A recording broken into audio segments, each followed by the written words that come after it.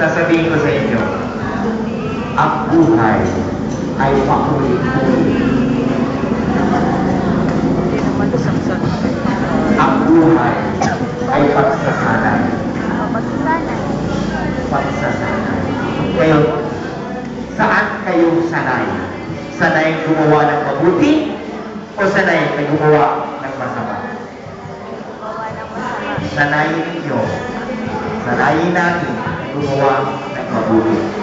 Sapagkat kung hindi tayo sanay, other words, Pakulo na kung tatanungin kayo, ito dapat pumasok sa inyo.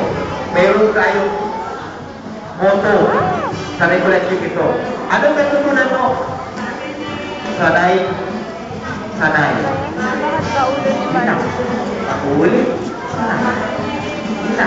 Para tayo sa hapon, nagbigay ako ng reflection sa mga bata sa Sierra College.